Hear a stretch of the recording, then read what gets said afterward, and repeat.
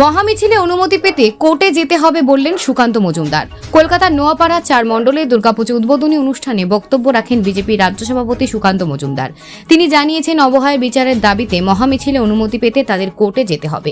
কোর্টে গিয়ে কানমূলে অনুমতি আদায় করতে হবে বলেন তিনি। তার দাবি, আরজিকর কাণ্ডের প্রতিবাদে আন্দোলন ক্রমশ তীব্র হচ্ছে এবং ছাত্র যুবকেরা মুখ খুলতে শুরু করেছে। সুকান্তের মতে সর্বস্তরের মানুষ আন্দোলনে নামবে এবং হীরক রানীকে আসন থেকে টেনে নামাবে। এদিন অনুষ্ঠানে উপস্থিত ছিলেন ব্যারাকপুর প্রাক্তন সাংসদ অর্জুন সিং, যুব মোর্চার রাজ্য সম্পাদক উত্তম অধিকারী এবং বিজেপির নেতা কৌস্তব বাগচি। পুজো উপলক্ষে অসহায় মহিলাদের শাড়ি উপহার দেওয়ার কর্মসূচিও পালন করা হয়।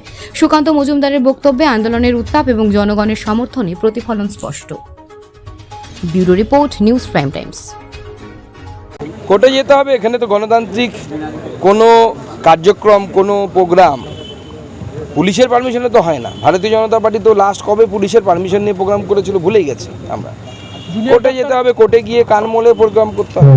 জুনিয়র ডাক্তারদের আন্দোলন আরও তীব্রতর হচ্ছে, তারা কিন্তু অনশনে যাচ্ছে। দেখুন, আন্দোলন আরও তীব্র থেকে তীব্রতর হবে। জুনিয়র ডাক্তাররা নেমেছে।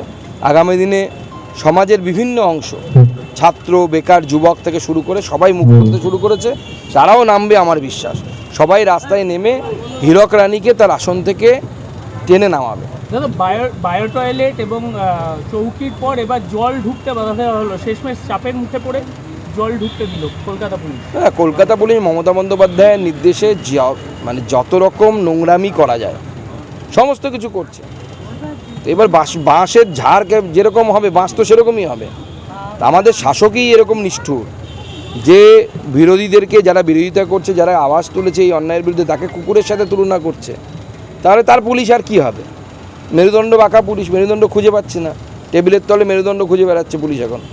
58 দিন পর চার্জশিট পেশ হলো, একজন অভিযুক্তকে দেখানো হয়েছে এখন পর্যন্ত, কি বলবেন? দেখুন, এই চার্জশিটের মধ্যে দুটো বিষয় আছে। একটি হচ্ছে সঞ্জয় রায়কে অভিযুক্ত হিসেবে দেখানো হয়েছে। দ্বিতীয় যে বিষয়টি সবথেকে গুরুত্বপূর্ণ, যেটা আমরা মিস করে যাচ্ছি, সেটা হচ্ছে তথ্য প্রমাণ লোপাট করা হয়েছে। সিবিআই ইনভেস্টিগেটিং এজেন্সি বলছে কোর্টের সামনে যে তথ্য প্রমাণ লোপাট করা হয়ে গেছে। তথ্য প্রমাণ যদি না থাকে, প্রুফ যদি না থাকে, সিবিআই কেন FBI হলে পরেও কেউ কাউকে দোষী সাব্যস্ত করতে পারবে না। কারণ আইনের চোখে দোষীটা সাব্যস্ত হয় হচ্ছে কে দোষী, কে দোষী নয়, এটা সাব্যস্ত হয় হচ্ছে তথ্য প্রমাণ দিয়ে বা প্রুফ দিয়ে, ক্লু দিয়ে। স্বাভাবিকভাবে সেগুলোকে যদি মুছে ফেলা হয় তো নতুন আর কে ধরা পড়বে? একজন ফেসে গেছে, সে বলির বকরা হবে। কিন্তু কতগুলো তো সন্দেহের বিষয় থেকেই যাচ্ছে। যে আমাদের কাছে যে তথ্য, সেই তথ্য বলছে যে এই রেপের, মার্ডারের ঘটনা ঘটানো যা সঞ্জয় রায় ঘটিয়েছে বলে বলা হচ্ছে, তার আগে সে একবার রেড লাইট এরিয়ায় গেছে। তারপরে সে নাকি ধর্ষণ করেছে, রেড লাইট এরিয়ায় গিয়ে সে শারীরিক সম্পর্ক করেছে, সেটা প্রমাণ হয়ে গেছে। আবার ধর্ষণ করেছে, আবার সকাল 7টায় গিয়ে নিজের স্ত্রীর সাথে শারীরিক মিলন করেছে। একজন পুরুষের পক্ষে এক রাতে কয়েক ঘন্টার ব্যবধানে এত কিছু করা সম্ভব? বায়োলজিক্যালি তো সম্ভব না।